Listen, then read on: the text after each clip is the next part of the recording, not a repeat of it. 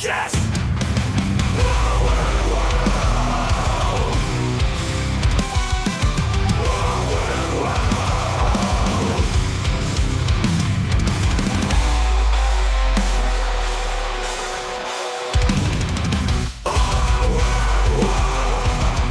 Welcome to Our Weird World. I'm your host, John Henson, and it is thunderstormy outside. It is, these are the good days. Everyone else is asleep or not here, and there's silence. And rather than just enjoying the silence, I'm going to talk out loud in my room to no one and record this episode. And why am I recording? Because I mentioned it for last week's episode. I'm pretty geeked out about this week's topic. We're talking about gemstones, right? And how gemstones have made some weird appearances in history. And I love me some good gemstones, man. Growing up back, in the Raleigh area around Apex, there was this place called Panner's Creek. And it was just like this business that would and they didn't outright say it, but basically what they did is they just bought gemstones from Brazil, wholesale from Brazil, Pakistan, where these, third world places that have these high value items that governments have then just screwed their people over to mine and then sell for very little. But it's beside the point. But then they just get a bucket of dirt and they pour these gemstones, mix them into the dirt, and then they sell you these buckets. And then you just go, you got a little flume going. You take, you scoop out some of the bucket, and then you put it in a little, grate with a, little thing. The water runs through it, washes all the dirt away, and then you get gems. And you feel like you're a little prospector, just pulling out amethysts and emeralds and rubies and sapphires, and I just love it so much. And if there was ever a big indicator that I have autism, it's that's a pretty big one. All right, it's one of them. I'm a pretty big train guy. Appreciate trains. All right, but man, I love me some gemstones.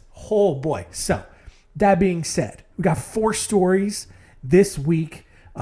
Stories of the Pearl of Lau Tzu, the Bahia Emerald, and then the stories of Jack Roland Murphy. And our first one will be of James Marshall.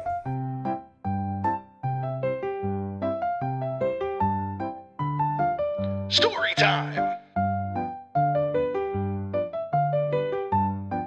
Story time.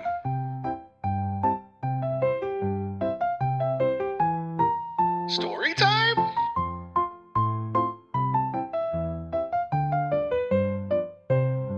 Story time. Oh, it's raining harder now. This is so peaceful. I've got the blinds open. This is nice. These are the good days, Anyway, James Marshall. He was born on October 8th, 1810 in Hopewell Township, New Jersey. In 1834, when he was 24 years old, after apparently just an irrelevant childhood, James packed his bags and headed west, stopping in Indiana and Illinois before settling in Missouri and tending a farm along the Missouri River. As was common at the time, back then, Marshall contracted malaria and then was advised by doctors to go to a place where there weren't as many mosquitoes. And so, basically the only place that was out west. So in 1845, Marshall joined a wagon train on the Oregon Trail and arrived in the Willamette Valley in Oregon. I think it's Oregon, later that year. He eventually settled at Sutter's Fort in California and started working at John Sutter's sawmill in exchange for some cattle and land to start a farming life. When the Mexican-American War began the following year, Marshall left his farm to join the fight, and then upon returning after the war, he discovered that all of his cattle had either run away or gotten stolen, because, it's the Wild West, and if somebody comes across a farm that's not being actively managed, I guess you just finders, keepers, all that stuff. I don't know. So without the cattle, he had no sustainable income, and he eventually lost his farm. He quickly entered into an agreement with John Sutter to open a new sawmill where Marshall would then receive a portion of the lumber that it generated. Unfortunately, the stream upon which Marshall had decided to construct this new sawmill was actually too narrow and too shallow for the volume of water needed to operate a mill. Because, you know how mills are. You got to put them next to a body of water. The current has to be able to power the grist or the pit, the wheel or whatever. And so Marshall, he's just, he's bad luck Brian in it out here and gets a stream's not strong enough to power the mill. And he's already lost his cattle. He goes to fight a war for a noble cause, comes back, somebody's stolen his cattle, so he loses his farm. Tries this sawmill, the stream he picks, not good enough. But rather than cut his losses and look elsewhere, Marshall just ended up going to the mill every night after. That was pretty sick. I don't know if the microphone picked it up, but lightning just struck very close, and it was loud thunder, and it's pretty sweet, and it's great. I love thunderstorms. This is fantastic. A lot of water falling off the side of my house, I feel like the gutters might be clogged. It's a little unfortunate, but that's why we got the French drain. So all that water is gonna just drain out. Anyway, so back to the story. This is great. Anyway, so rather than cutting his losses at the stream and at the sawmill, Marshall went to this mill every night after he constructed it to dig a bigger ditch to divert water from the nearby American River into this mill. And on January 24th, 1848, Marshall was looking at his new and improved ditch with the really strong current that was going to maybe hopefully, eventually power his mill. And he noticed something shiny in the water. Within minutes, Marshall was convinced that he had found gold and spent several hours with his crew performing various tests to confirm whether or not it was gold. I don't know what kind of tests you could run in the mid-1800s to confirm whether or not something is gold, but, he did. Within months, the California gold rush had started, which should have been great news for Marshall and everyone here at, his mill. But it was not, right? Not bad luck Brian Marshall over here. His new sawmill failed, even though he got a current going strong enough to support it. The mill still failed because every able-bodied man that could work opted to become a prospector instead. Incoming prospectors from the East Coast forced Marshall off of his own land, sending him back to Coloma, California, where he had started a vineyard at his old farm stand. However, within weeks, this vineyard went under because of the increased taxes and the arrival of other vineyards in the area who ended up making better wine than Marshall did. Still, Marshall, to his credit, he keeps trying. He became a partner in a gold mine near the town of Kelsey, but the mine yielded absolutely nothing. It wasn't, a viable mine. The California state legislature did award Marshall with a pension for essentially creating the California gold rush at his old mill site. But after the pension lapsed in 1878, Marshall was left completely broke with nothing but a small cabin in the town of Coloma. Marshall died a few years later on August 10th, 1886, with hardly anything to his name.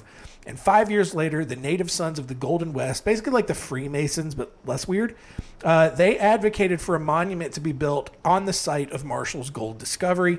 The monument, along with a tomb for his body, was approved and placed at the site on the American River, where Marshall first saw gold and basically, had his life ruined. Moving on now to 1934, when a diver in the Philippines saw a massive clam with its mouth open, showing off the biggest pearl he had ever seen. So this guy, realizing all of the money he could make with this gigantic pearl, he dives down and tries to retrieve it, but then the clam closed its mouth right as he was reaching for it, trapping this dude's arm inside and basically causing him to drown. When the diver's friends found his body, they also were able to retrieve the pearl and then presented it to their village chief, who claimed that the pearl then showed the face of God. None of this is true, by the way, but a lot of people thought it was, and you'll see why. The chief soon gave this pearl to Wilburn Cobb, who had saved the chief's son from malaria. Cobb took this pearl to the United States in 1939 and showed it to a Chinese businessman, who then claimed that Cobb was actually in possession of a jade amulet that had been placed inside the mouth of the clam by philosopher Lao Tzu 2,500 years prior, which then formed a pearl around it. So, like, I don't know how you can, like, even say that, right? So basically, because I think if I understood and I remembered this correctly, basically all a pearl is, or how pearls form, is like clams or oysters. I don't even think it was I don't even think clams make pearls. I think it was oysters, whatever. But like sand, like a grain of sand gets inside of a pearl's or a oyster's mouth, and then they do stuff with it inside their mouth, and that's what makes the pearl. I could be totally wrong on that, but this Chinese businessman, who's probably just trying to scam this dude, basically was like, no, Lao Tzu took this jade amulet and stuffed it inside this clam's mouth, and then the clam formed a pearl around this. Is why the pearl's so big, because it's encasing a jade amulet. Okay. And so, and that this clam had been living for 2,500 years. And no, come on. None of that was likely true, obviously, but the stories around this pearl persisted even after Cobb's death in 1979.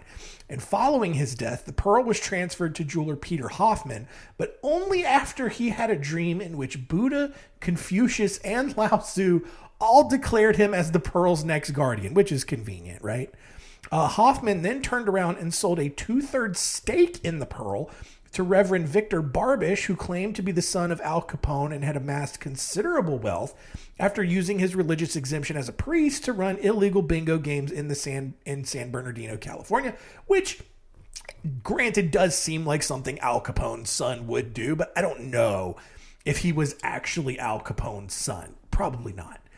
Barbish, this guy that bought into, this pearl, he formed the world's largest pearl company and offered investments in the pearl, claiming that people like Whoopi Goldberg and Osama bin Laden had expressed interest in multi-million-dollar offers to actually buy it outright.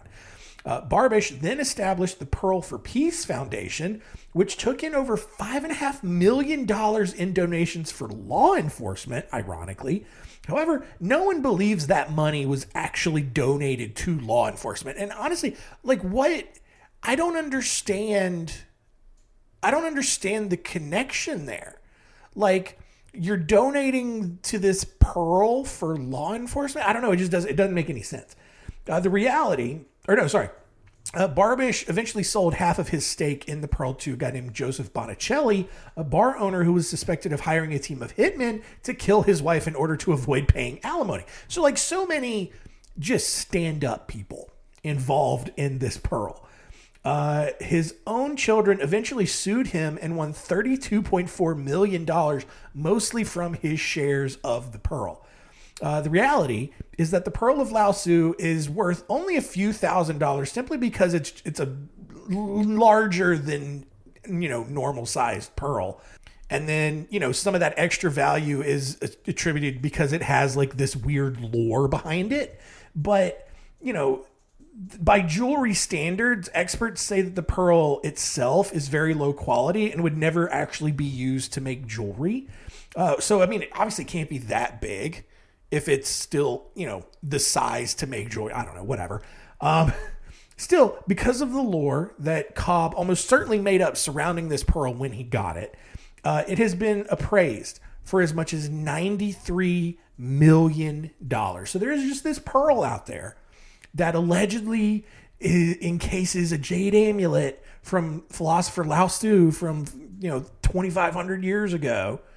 And it was, it killed a diver who first tried to get it. And then some tribal chief got it and just randomly just gave it to this dude who saved the chief's kid from malaria. And then Al Capone's son got involved. Okay, sure.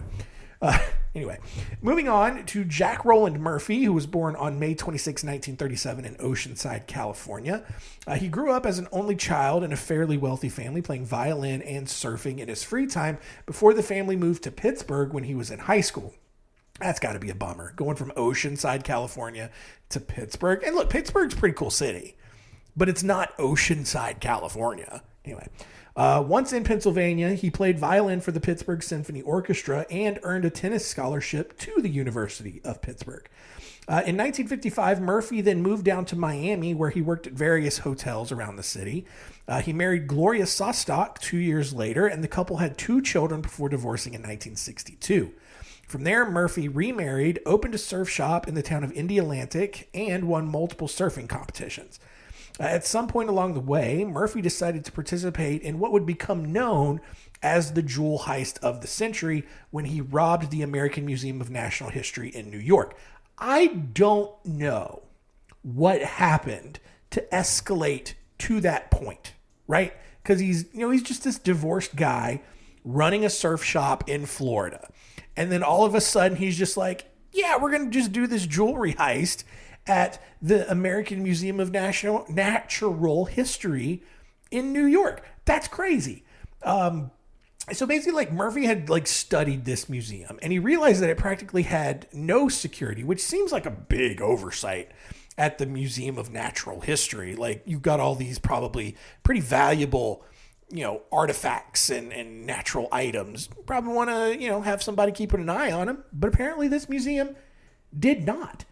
And even more, not only was the museum's alarm system broken, but the museum left the windows open in the J.P. Morgan jewel room where the most precious jewels were. They're just leaving windows open. I guess windows to the outside in the jewel room where their most precious jewels were being stored. That's crazy. So on October 29th, 1955, or no, not even 1955, but 1964, Murphy and his 2 partners, Alan Kuhn and Roger Clark, stole 24 precious gems, including the Star of India, the Eagle Diamond, and the Long Star Ruby, all of which apparently are a very big deal.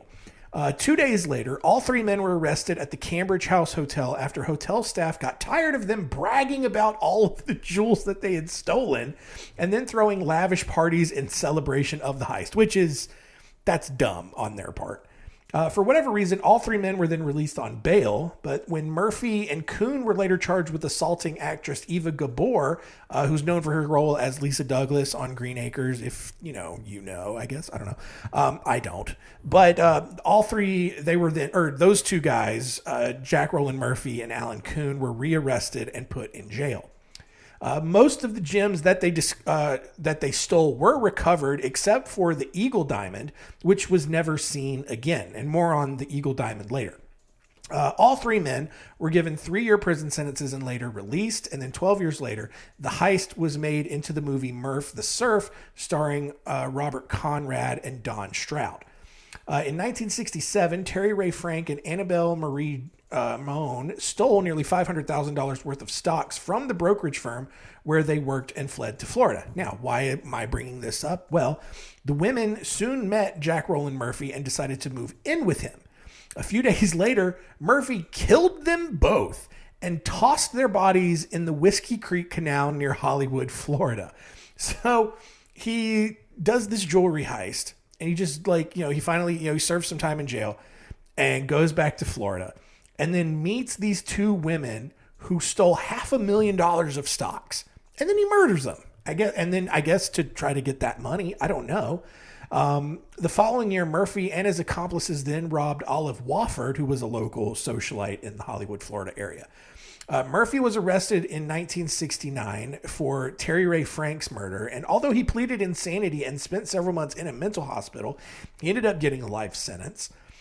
Following a prison visit from former Dallas Cowboys quarterback Roger Staubach, Murphy decided to turn his life around. That's a real sentence. And began participating in the prison's church program. Roger Staubach, he's a pretty religious guy in general. And so I guess, after his playing career, started going around to prisons, speaking to the inmates like, oh, sometimes life gets you in a fourth down situation, and it just sometimes Jesus is your tight end, and whenever everything looks down, your running backs blocking for you, all your receivers are covered. There's your tight end, and it's gonna be Jesus every time. And you just got to get your tight end the ball, and you just got to put your faith in Jesus, and he'll keep the drive going. And Jack Roland Murphy's like, yeah, this all makes sense. Yeah, I think I'm tired of my life of crime. I'm going to turn everything around. And thanks to his newfound good behavior, Murphy was paroled in 1986, 19 years before he was supposed to be eligible. And he was ordered to then make a $2,500 donation to Meals on Wheels, weirdly enough. Shortly after his release, Murphy began visiting prisons all over the country as part of his work for multiple prison ministries. After visiting over 1,200 prisons, the Florida Parole Board terminated his parole status and just gave him back his full free citizen rights or whatever. He spent the next several years speaking at various events and appearing on television shows, including Larry King Live, and he died on September 12th, 2020 of heart and organ failure. Now, back to the Eagle Diamond that I mentioned earlier. This diamond was discovered by Charles Wood in 1876 in Eagle, Wisconsin, after he saw a yellow rock lying in a pile of dirt while digging a well. Woods' wife Clarissa kept it for a few years, thinking it was a topaz gem. And when the family fell on hard times, Woods sold the gem to a local jeweler named Samuel Boynton for $1. When Wood found the stone was actually a giant uncut diamond, he asked to buy the stone back, but Boynton refused. Instead, Boynton bought a ton of land around Eagle and quickly found 2 more of these diamonds. The news of these discoveries sparked a rush of miners to the area, even though diamonds do not naturally grow in Wisconsin because, geology. Boynton, however, made a fortune selling the real estate to diamond miners, and then he left town because he knew there were no diamonds there. He eventually sold his diamond to Tiffany's for $850 before J.P. Morgan purchased it sometime around World War I and donated it to the American Museum of Natural History, where it was. Following Murphy's heist, the diamond has never been found and is believed to have been cut up into several smaller stones. But by all accounts, weirdly enough, it was a diamond. It's very low quality, like yellow diamond, but diamonds just are not naturally occurring in Wisconsin, so I had no idea how it got there. Our final story happened in 2001 when miners in the Carnaíba mine in the Brazilian state of Bahia unearthed a preposterously gigantic 752-pound emerald. This precious gem was then sent down to Sao Paulo, where it sat in the carport of a home belonging to one of the mine's owners. That's crazy, right? Because I'm staring right now. Like, my neighbor across the street, he has one of those old, not old, but real cheap, corrugated steel roof carports where it's you get a good breeze, that thing's gone. And I just imagine dude owns a mine and all of a sudden just a truck pulls up one day and just rolls a giant 700-pound rock underneath his carport. It just sits there, right? It's basically what happened. Ken Canetto and Tony Thomas, 2 entrepreneurs from California who had lost money in the initial .com boom, they had since made connections with the mine, heard about this emerald, and traveled to Brazil to look at that and the rest of the treasures coming out of this mine. Well, when their financier, who had promised them $25 million worth of emeralds, failed to show up for their meeting, the 2 men were driven over to the mine owner's home to see the big giant emerald. Thomas immediately fell in love with this rock, even though a cat was actually peeing on it when they arrived. That's, God, it's classic. Thomas and the miners then agreed on a $60,000 price tag for the gem, and Thomas flew back to the States to tell his investors about the news. Thomas then began researching what the true value of this massive emerald might be. He found a comparable sized emerald at a British museum valued at $792 million. The problem was that this emerald did not actually exist, but he passed this information along to his appraiser in Brazil. That appraiser, upon seeing the emerald for himself, valued it at $925 million. Thomas then ordered the gem to be shipped to his home in California, but it never showed up, obviously. And when he asked Canedo, his partner, to go back to Brazil to see what happened, Canedo was informed that the gem had been stolen while en route to California. According to Canedo, the gem was never actually shipped, though. Canedo spent the next 4 years arguing with the miners over the gem's alleged value before finally shipping it off to Thomas's home in California. Canedo then met Larry Bigler, a wealthy collector who also fell in love with this emerald and wanted in on the gem's value. Canedo signed over the rights to Bigler, with the two agreeing to evenly split the gem's sale if and when Bigler actually sold it. Bigler immediately went to a merchant in New York and promised the merchant a 10% cut if he could sell the gem for more than $25 million. The merchant immediately put the gemstone for sale on eBay, which then drew one offer for $19 million. What is life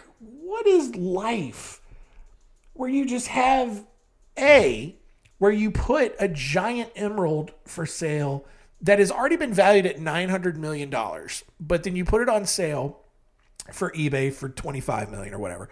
Someone offers you $19 million. Someone just scrolling eBay. Oh, yeah, this is a nice real emerald. I'm just going to offer him $19 million. Crazy. Bigler refused to accept that offer, claiming that he had someone else at the same time offering $75 million. In reality, Bigler was working with his associate Jerry Ferrara on a separate deal. Ferrara was already in the middle of selling diamonds to Mormons in Idaho, where he had received $1.3 million from a man named Kit Morrison for multiple diamonds. Unfortunately, Ferrara didn't have any diamonds to actually sell, but instead sent Morrison the Bahia emerald as collateral until he could actually obtain diamonds. This is getting so convoluted at this point. For the next few weeks, the emerald sat in a deposit box where only Ferrara, Bigler, and Morrison had access, along with any other dignitary who wanted to see it, I guess just for fun. Allegedly, Bernie Madoff had actually offered $127 million in cash and other assets for the emerald, but then was arrested for his giant Ponzi scheme 2 days before this deal closed. That's crazy. In 2008, Bigler staged his own kidnapping by a Brazilian warlord and wrote a note to Ferrara saying that he needed to pay the ransom. Ferrara was understandably very skeptical about this and began looking into Bigler's life, where he discovered that Bigler had never actually been a wealthy entrepreneur, but was just the owner of a small plumbing business in Citrus Heights, California. Ferrara and Morrison quickly removed the emerald from the deposit box before Bigler could get to it, and then they took it to Las Vegas. Bigler then arrived at the deposit box the next day and called the police upon finding it empty. He also told them that he had recently been abducted and released by the Brazilian mafia, but that tracking down Ferrara and Morrison was a more important issue. It's just like, officer, all right, look, here's the thing. I've been held hostage by the Brazilian mafia for the last few days. They just released me, and sure, we can go after them, but we got to find these two guys who stole my emerald. That is way more important than this giant federal international kidnapping case that I am claiming happened to me. This domestic theft, much more important. After a few weeks, police found, Morrison's house in Idaho. And although he wasn't there at the time, Morrison offered to meet with police in Las Vegas to turn the emerald over to authorities on the sole condition that neither he nor Ferrara would be arrested. A couple of days later, the Las Vegas Metro Police and a SWAT team wheeled a piano dolly with the emerald across the desert and back to Los Angeles. For the next 7 years, ownership of this emerald was argued in the Los Angeles Superior Court. Canedo sued Morrison, who was at the same time being sued by Tony Thomas, all while Bigler was being sued by the original merchant in New York, all around this one diamond. Although Tony Thomas was the only person who had actually spent money on the emerald, the fact that he and his own shady past, including burning down his new house and conveniently losing the bill of sale of the emerald in the process, made the court hesitant to actually declare him the owner.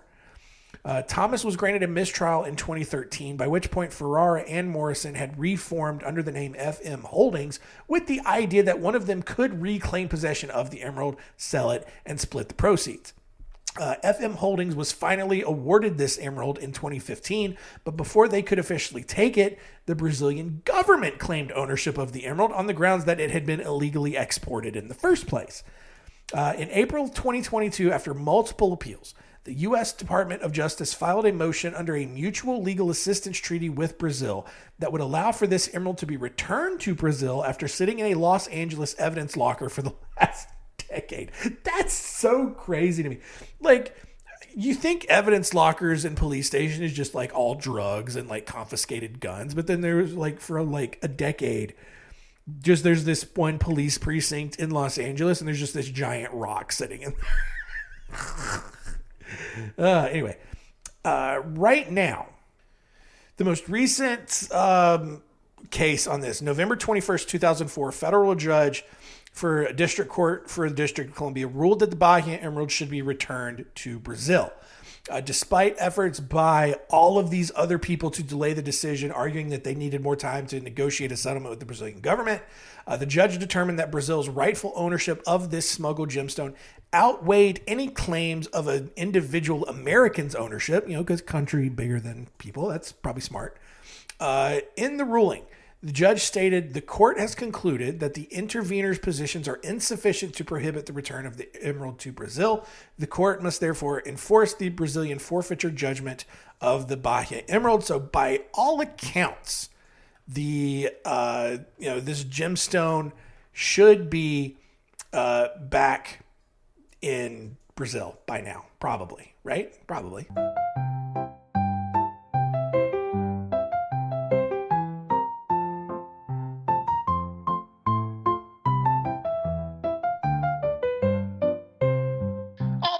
All right, there we go. Gemstones in the books. Let us recap and see what we learned today.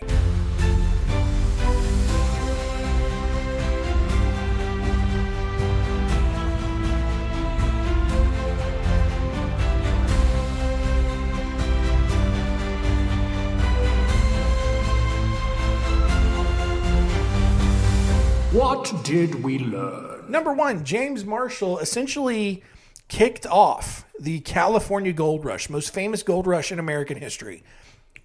Basically was Bad Luck Brian. All right. Like, he got malaria, was told to go out west, starts a farm, goes and joins the Mexican-American War, comes back, all his cattle are stolen, he loses his farm.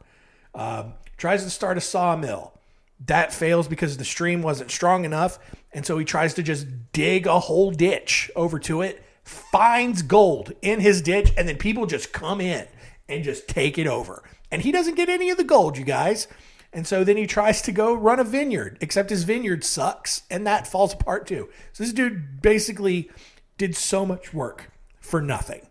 Number two, the Pearl of Lau Tzu, probably not even really Lao Tzu's pearl. All right, it's probably just a big, low quality pearl that had some lore attached to it to drive up the value for no real reason.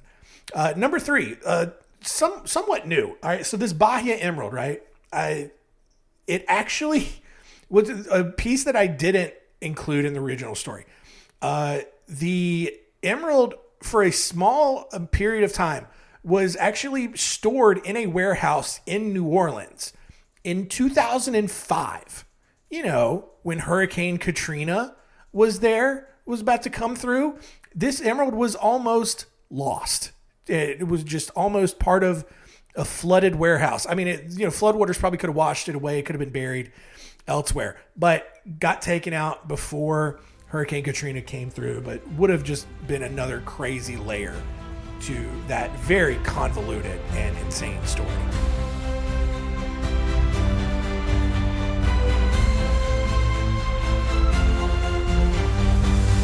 What did we learn? Next week on the show, it's 2026. It's a new year. And that means it's another Weird Fun Bag. It is going to be Weird Fun Bag number 22. We are looking at a blind bomber. We're going to talk about eggs, I guess, and a very suicidal heart It's that's oh man, I know these stories. These are good stories. All right, so buckle up for that. Ready to jump into 2026. Thank you so much for continuing to listen. Keep telling all your friends and keep it weird.